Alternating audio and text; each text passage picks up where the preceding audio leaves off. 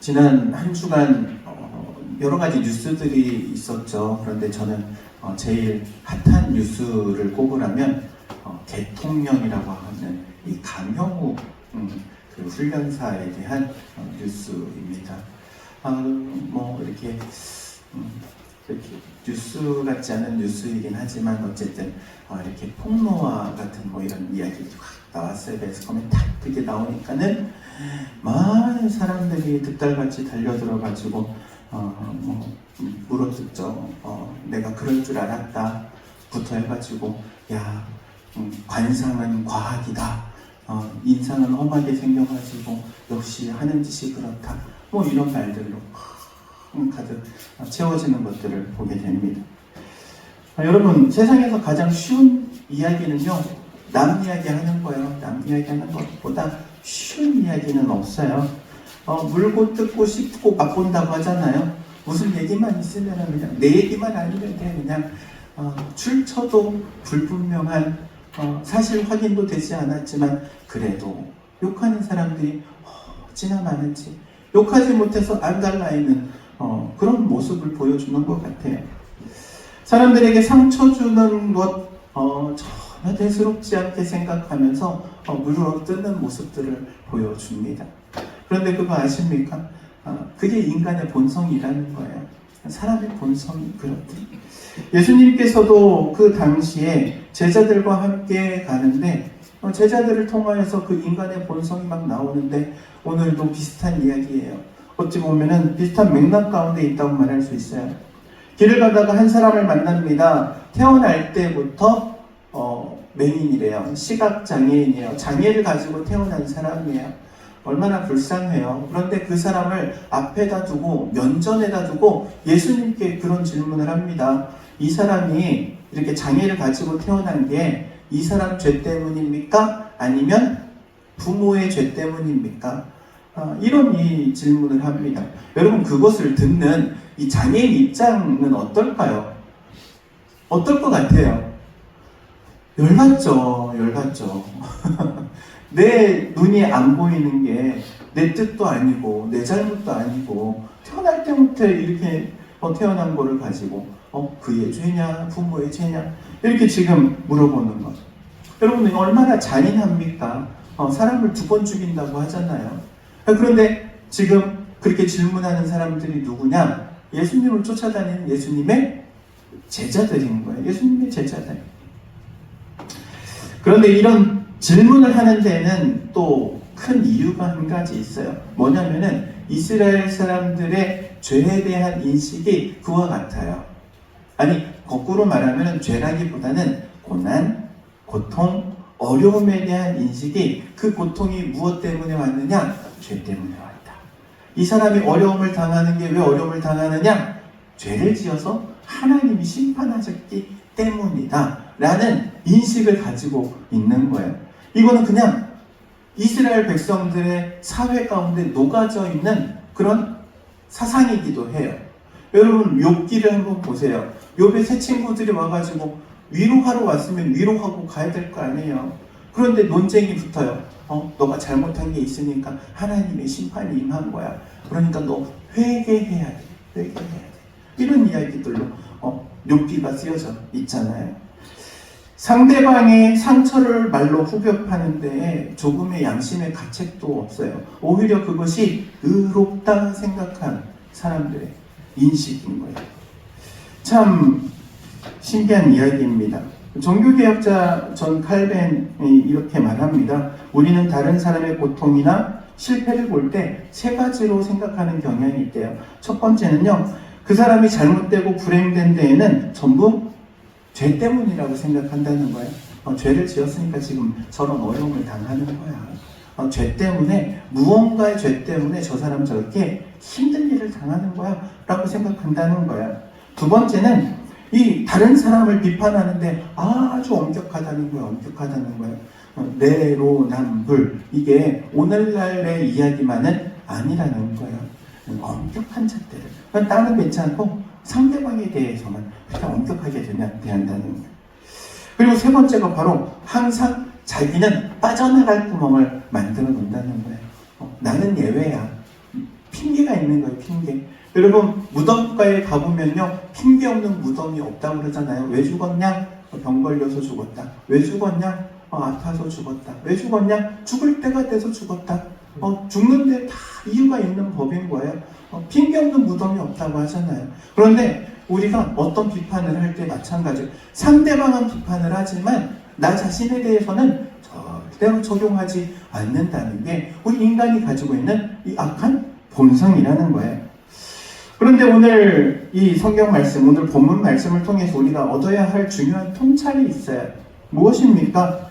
이 사람을 불행하게 만든 것, 원인을 찾으려고 하는 것, 그거보다 더 중요한 게 있다는 거예요. 여러분, 이 사람의 불행의 원인을 찾기 위해서 이 사람이 죄를 지었나? 엄마 뱃속에 죄를 지을 수 없으면 분명히 아버지가 죄를 지었겠지. 그럼 아버지가 무슨 죄를 지었겠냐? 음주를 했네. 혹은 주일 성수를 빼먹었네. 예수님께서 그렇게 말씀하지 않으신 거예요. 내 할아버지가, 할머니가, 어머니가 무슨 죄를 지었네? 그렇지 않았어요. 죄를 들추지 않습니다. 과거를 캐내지 않아요.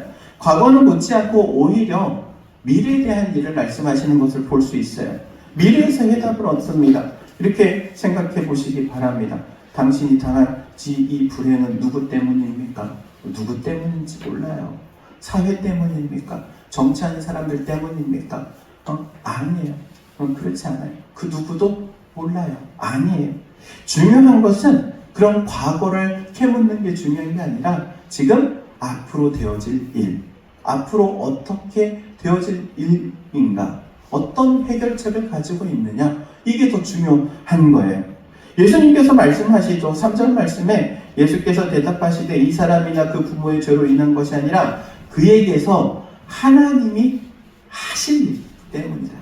하나님께서 하실 일, 하나님께서 이 사람을 통하여서 하실 일이 있는데 너에게 보여주기 위해서 이 사람 지금 어려움에 있는 거다. 이렇게 말씀하고 계시는 거예요. 여러분, 하나님이 하시고자 하는 일을 위하여 이게 너무나도 중요한 말씀이에요. 해결책을 하나님이 가시고 계신다는 거예요. 여러분, 사람은요 항상 과거를 돌아보려고 해요. 문제의 원인을 찾으려고 해요. 그런데 문제의 원인을 찾는 거 물론 중요해요. 소 읽고 외양간 고쳐야 되기 때문에 중요합니다. 그러나 해결책을 찾는 것보다 더 중요하진 않다는 거예요. 특별히 이 문제를 가지고 갑론을박하는 거는 오히려 더 어렵게 만드는 거예요. 여러분, 회의를 해보신 적이 있으실 거예요. 회의를 하다 보면 뭐가 된다 그래요? 회의감이 든다 그래요. 왜 그런지 아십니까? 분명히 회의를 할 때는 문제 하나를 가지고 모였어요. 이거를 해결하기 위해서 회의를 해요. 회의가 끝날 시점에 가보면요 문제가 10개로 늘어나 있어. 해결책은 없어. 그러니까 회의가 다 끝나면 회의가 힘들어서 못하겠네, 이런 얘기 나오는 거예요. 한 문제를 가지고 모였는데 10문제가 돼버렸으니까 그 누가 회의하고 싶어 하겠어요? 해결책을 찾아야 되는 거예요. 여러분, 문제제기하는 사람들은요 항상 문제제기만 해요. 이래서 문제, 저래서 문제. 여러분, 그런 문제는 아무것도 아니에요. 그냥 신경 쓰면 문제지만 신경 안 쓰면 아무것도 아닌 거예요. 그거보다 더 중요한 게 있는 거예요. 어떻게 해결할 것인가? 그것을 해결하려면 어떻게 할 것인가? 이게 더 중요한 거예요. 여러분, 그래서 이 해결책을 가지고 오신 분이 예수님이라는 사실이 우리에게 가장 큰 복인 줄로 믿습니다. 여러분, 인생의 가장 어려운 문제들, 거기에 해답은요 우리가 찾을 수 없는데 우리 주님은 가지고 계시다니까요. 여러분이 문제가 있습니다. 어렵습니다. 해결해야 되는데 도무지 해결할 방법이 없습니다. 주님을 찾아와야 되는 거예요. 주님께 이 문제를 가지고 나아가야 되는 거예요. 왜냐? 우리 주님은 모든 문제를 해결할 수 있는 분이기 때문이에요. 주님께서 가지고 온 해결책이 있어요. 하나님께서 하시고자 하는 일이라고 말씀하셨는데, 그럼 도대체 이 하나님께서 하시고자 하는 일이 무엇이었을까요? 3가지를 말할 수 있습니다. 첫 번째는요, 하나님께서 하시는 일은 이 소경 통하여서 이 소경뿐만 아니라 온 인류가 소경되어 있다는 사실을 깨달으라는 거예요. 이 사람만 앞을 보지 못하는 게 아니야. 너희들도 눈을 뜨고는 있지만 봐야 할 걸 못 보고 있다는 거예요. 예수님께서 39절에서 40절에 이렇게 말씀하십니다. 이 9장의 결론과도 같은 말씀이에요. 제가 읽어드리도록 하겠습니다. 예수께서 이르시되 내가 심판하러 이 세상에 왔으니 보지 못하는 자들은 보게 하고 보는 자들은 맹인이 되게 하려 함이라 하시니 바리새인 중에 예수와 함께 있던 자들이 이 말씀을 듣고 우리도 맹인인가? 이럽니다. 우리가 맹인인가? 이 말이 그냥 의문이 아니고 이거는요 반문이에요. 나 보고 있는데? 나 볼 수 있는데? 근데 왜 나보고 맹인이라고 해? 말도 안 되는 소리 하고 있네. 그런데 예수님께서는 봐야 할 것을 못 보기 때문에 소경이라고 맹인이라고 말씀하시는 거예요.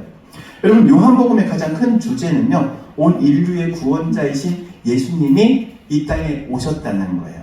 그리고 이 예수님을 세례 요한이 증거하잖아요. 세례 요한이 증거합니다. 하나님이신 분, 그리고 우리를 구원하기 위해 오신 분. 그래서 누구든지 회개하고 복음을 믿으라 그러잖아요. 눈이 가려져 있기 때문에 그런데 사람들이 받아들이지 않는 거예요. 요한복음 1장 9절에서 10절에 이렇게 말합니다. 참빛 곧 세상에 와서 각 사람에게 비추는 빛이 있었나니 그가 세상에 계셨음에 세상은 그로 말미암아 지은 바 되었으되 세상이 그를 알지 못하였고 그럽니다. 세상이 그를 알지 못했대요. 예수님께서 빛으로 오셨어요. 여러분 빛은 하나잖아요. 어디서든지 볼 수 있단 말이에요. 어둠 가운데 있으면 더 밝게 보이는 게 빛이에요. 빛으로 오셨는데도 불구하고 그 빛을 보지 못해요. 여러분 어둠 가운데서 빛을 보지 못하는 거 왜 그럽니까? 소경이기 때문에 그런 거예요. 눈이 가려져 있기 때문에, 어두움으로 눈이 가려져 있기 때문에 볼 수 없는 거예요. 제가 신학교 때 저희 전도사님들 중에서 이 시각장애우 전도사님이 계셨어요. 그런데 이분이 참 재미있는 얘기를 하시더라고요. 이제 장애인 학교에서 시각장애인뿐만 아니라 이 청각장애인도 함께 학교 생활을 했대요. 그런데 이 청각장애인들이 개부져가지고 이 시각장애인들을 많이 괴롭힌대요. 안 보이잖아요. 그러니까 툭툭 건들고 막 도망가 버리는 거예요. 그러니까 이 시각장애인들이 막 열받잖아요. 이 열받는 걸 어디서 푸느냐? 기숙사에서 푼대요. 저녁에. 어떻게? 불을 끄고 딱 베개로 때린대요. 그러면은 이 청각장애인들은 어떻게 할 수가 없대요. 어떻게? 아무것도 못하는데 그냥 맞기만 한데. 여러분 어두우면요 아무것도 안 보이는 거예요. 누가 나를 때리는지 분별이 안 되는 거예요. 눈이 가려져 있으면요 볼 수 없으면 그런 거예요. 그런데 예수님께서 빛으로 오셨어요. 빛으로 오셨는데도 불구하고 보지 못하는 거예요. 왜? 눈이 멀어서. 영적인 눈이 멀어가지고 볼 수 없는 거예요. 이 눈을 가리고 있는 어두움이 벗겨져야 합니다. 여러분 사도 바울이 사울이었을 때, 그러니까는 회심하기 전 사울이었을 때 예수 믿는 사람들을 잡아 쫓으겠다고 그 제사장들로부터 권한을 받아가지고 가잖아요. 잡으러 다메섹까지. 그런데 다메섹 도상에서 예수님을 만나요. 그리고 눈이 멀어요. 아나니아가 와가지고 그를 안수기도 할 때 그 눈에서 비늘과 같은 것이 벗겨졌다 그래요. 그러면서 다시 볼 수 있게 돼요. 다시 볼 수 있게 되면서 예수님을 보는 거예요. 그 전에도 예수님을 알았어요. 모르는 건 아니에요. 예수 믿는 사람들을 잡아 죽이겠다고 예수님에 대해서 알잖아요. 그런데 눈에 비늘과 같은 것이 벗겨지니까는 진짜 알게 된 거예요. 여러분 믿음은요 이 비늘이 벗겨져야지 믿음이 생기는 거예요. 믿음의 눈으로 볼 수 있는 거예요. 여러분의 눈이 밝아지기를, 그래서 믿음의 눈으로 우리 예수님을 볼 수 있기를 주의 이름으로 축원드립니다. 헬렌 켈러, 여러분 보지도 못하고 듣지도 못하는, 말하지도 못하는 이 삼중고의 인생을 살았던 헬렌 켈러가요 이런 인터뷰를 했어요. 누군가 물었습니다. 세상에서 가장 큰 비극이 무엇이라고 생각하십니까? 이 질문을 했을 때는 보지 못하는 것, 듣지 못하는 것, 그게 가장 큰 불행이라는 답을 들으려고 한 질문이에요. 그런데 헬렌 켈러가 이렇게 대답합니다. 나는 처음에 눈이 멀어서 보지 못하는 것이 가장 큰 비극이라고 생각했습니다. 그러나 조금 더 성장해 깨달은 것은 눈이 있어도 보지 못하는 것이 더 큰 비극이라고 생각합니다. 이렇게 말한 거예요. 여러분, 눈이 있어도 보지 못하는 게 비극인 거예요. 여러분, 눈이 있지만 예수님을 보지 못하는 게 큰 비극인 거예요. 복음은 열려져 있어요. 예수님에 대해서 전혀 들어보지 못한 사람 있을 수 있어요. 그런데 들었지만 그 영적인 눈이 가려져 있기 때문에 받아들이지 않는 사람들이 너무나도 많은 거예요. 그래서 요한복음은 말합니다. 영접하는 자 곧 그를 믿는 자들에게 하나님의 자녀가 되는 권세를 주셨다. 영접하는 예수 그리스도의 복음은 열려져 있어요. 누구든지 영접하기만 하면 되는데 영접하지 않는 거예요. 왜? 눈이 가려져 있어서. 영적으로 소경된 이들의 눈을 띄어지게 하기 위해서 예수님이 오신 거예요. 온 인류의 눈을 가리고 있는 이 어둠이 벗겨지기를 주의 이름으로 축원합니다. 여러분, 그것을 위해서 기도하시기 바랍니다. 내가 전도해야 할 전도의 대상자가 있으면 그를 위해서 기도할 때 반드시 기억해야 할 것은 그의 눈이 띄어질 수 있도록, 내가 보여주고자 하는 내가 만난 하나님을 그도 만날 수 있도록 영적인 눈이 벗겨져서, 어두움이 벗겨져서 그도 예수님을 볼 수 있도록 기도할 수 있기 바랍니다. 두 번째는요, 하나님께서 하시는 일은 예수님이 창조주이심을 보여주시는 거예요. 예수님이 창조주이심을. 여러분, 오늘 본문 말씀을 보면요, 이 시각장애인을 고쳐주실 때 다른 방법, 그러니까 보통의 방법과 좀 다른 방법을 사용하시는 걸 볼 수 있어요. 보통의 경우는 예수님께서 거의 대부분 말씀으로 고치셨어요. 너 병 나았다. 한마디 선포하면 또 병이 나은 거예요. 죽었던 이도 일어나라 하면 살아난 거예요. 그런데 이 사람에게는 특별하게 예수님께서 한 가지 행위를 하시죠. 침을 뱉어서 진흙을 이겨서 눈에다가 붙이고 그에게 가서 씻으라 하시잖아요. 그런데 이 진흙을 이겨가지고 눈에다가 이렇게 붙이는 행위는요, 무엇을 연상하게 하냐면은 하나님께서 아담을 창조하실 때 흙으로 빚어서 창조하시잖아요. 그 모습을 보여주고 계시는 거예요. 여러분, 예수님은요, 하나님이세요. 이걸 믿어야 되는 거예요. 이걸 믿는 사람들이 그리스도인이에요. 예수님이 창조주이심을 믿으십니까? 요한복음은 이렇게 말씀하잖아요. 태초에 말씀이 계시니라 그 말씀이 하나님과 함께 계셨으니 말씀이 곧 하나님이시니라. 그가 태초에 하나님과 함께 계셨고 만물이 그로 말미암아 지은 바 되었으니, 그로 말미암아 지은 바 되었대요. 예수님이 하나님과 함께 계셨고 만물을 조성하실 때, 창조하실 때 예수님이 그 모든 것들을 다 창조하신 거예요. 그런데 그 말씀으로 계셨던 예수님, 그 말씀이 육신이 되어 우리 가운데 거하시네. 말씀이 육신이 되어서 이 땅에 오신 거예요. 예수님. 여러분, 예수님은요, 하나님이세요. 이 세상을 천지 만물을 창조하셨던 하나님께서, 하나님과 함께 계셨던 분이 바로 예수님이라는 사실 기억하시기 바랍니다. 지금 그걸 보여주길 원하시는 거예요. 진흙을 이겨가지고 그의 눈두덩이에 바르는 그 모습을 통해서. 예수님이 창조주이심을 여러분 믿으시기 바랍니다. 그리고 마지막 세 번째로는요, 하나님께서 하시는 일은 예수님이 구세주라는 것을 알게 하는 겁니다. 7절에 보면 이렇게 말씀하세요. 이르시되 실로암 못에 가서 씻으라 하시니, 실로암은 번역하면 보냄을 받았다는 뜻이라. 이에 가서 씻고 밝은 눈으로 왔더라. 아멘. 예수님이 시각장애인을 실로암 못에 가서 눈을 씻으라고 하십니다. 여러분, 예루살렘에 연못이 요거 하나만 있는 건 아니에요. 동서남북 다 있어요. 뿐만 아니라 집에서 집집마다 항아리에다가 물을 받아놓고 생활을 하는데 잠깐 그 물을 빌려가지고 씻을 수도 있잖아요. 그런데 특별히 실로암으로 가래요. 실로암으로. 여러분, 눈이 보이지 않는 사람에게 길을 찾아서 간다는 게 쉬운 일이에요? 어려운 일이에요? 어려운 일이에요. 그럼에도 불구하고 실로암으로 보내는 이유가 있어요. 왜냐하면 실로암 연못의 의미가 보냄을 받았다라는 그 뜻을 가지고 있는데, 그것을 깨달으라고 보내시는 거예요. 여러분, 보냄을 받았다 역으로 본다면은 보낸 자가 있다는 거예요. 실로암으로 가면서 이 시각장애인은요, 실로암을 찾아가면서 뭐 쉽지 않은 길을 물어 찾아갔겠죠. 그리고 실로암에서 씻습니다. 실로암이라는 이 연못의 이름을 떠올려요. 보냄을 받았다. 내가 누구로부터 보냄을 받았지? 예수님으로부터 보냄을 받았구나. 그런데 이 모습 통째로 지금 제자들에게 교훈하고자 하는 거예요. 보냄을 받은 자는 반드시 보낸 자가 있다는 사실.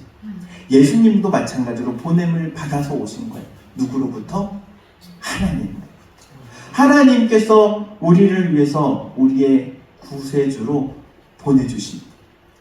보냄을 받은 자는 보낸 자가 있기 때문이라는 사실을 제자들로 하여금 깨달으라고. 그리고 예수님께서 이 땅에 하나님의 보냄을 받아서 오셨는데 바로 구원자로 오셨다는 사실. 실로암에 가서 눈을 씻고 눈이 밝아집니다. 그가 가지고 있는 모든 문제들이 해결되잖아요. 가장 중요한 문제가 해결되잖아요. 예수님을 통하여서 우리 인간이 가지고 있는 가장 중요한 문제, 죄의 문제를 해결해 주시는 거예요. 죄의 문제를 해결해 주시고 우리에게 구원의 은혜를 베풀어 주시는 거예요. 이것을 깨달으라는 거예요. 그 모습을 보고. 사랑하는 성도 여러분, 예수님께서 하나님의 보내심을 받아 우리에게 구원자가 되어주신 것처럼 이제는요, 이 시각장애인을 보내는 것처럼 우리를 세상 가운데 보내기를 원하세요. 그래서 우리는 항상 이 정체성을 가지고 있어야 돼요. 무슨 정체성이냐? 우리도 또한 보냄을 받은 자다. 누가 우리를 보냅니까? 예수님께서. 이 세상에 있는 아직 구원받지 못한 이들을 구원시키기 위해서 우리를 세상 가운데 보내시는 거예요. 이러한 자각이 우리 가운데 있기를 주의 이름으로 축원드립니다. 여러분, 인생에 여러 가지 문제들이 있어요. 그 문제들을 해결하기 위해서는요, 미래를 바라봐야 될 줄로 믿습니다. 그것 때문에, 그게 무엇 때문에, 누구 때문에, 어떻게가 아니에요. 앞으로 그 문제를 해결하려면 누가 필요해요? 우리 주님의 능력이 필요해요. 우리 주님의 은혜가 필요해요. 그럼 주님을 붙드시기를 바랍니다. 주님은요, 우리 인생의 키포인트인 거예요. 열쇠인 거예요, 열쇠. 모든 문제를 해결할 수 있는. 사랑하는 성도 여러분, 예수님을 바라보시기 바랍니다. 예수님을 붙드시기 바랍니다. 그리고 하나님께서 나를 통해 하실 일을 기대하시기 바랍니다. 여러분을 통해 하나님의 하실 일을 이루어갈 수 있기를 주의 이름으로 축원드립니다. 기도하도록 하겠습니다. 사랑과 은혜가 충만하신 하나님, 하나님께서 우리를 통하여 하실 일이 있음을 믿음으로 또한 고백하며 기대하며 나아가는 저희들 되게 하옵소서. 문제에 얽매여서 침몰하지 않게 하시고 오히려 주님의 도우심과 역사하심을 경험하여 그것이 삶의 고백과 간증으로 자랑하여 또 많은 이들에게 이 복음을 전할 수 있는 우리 모든 성도들이 되도록 도와주옵소서. 예수님의 이름으로 기도하옵나이다. 아멘.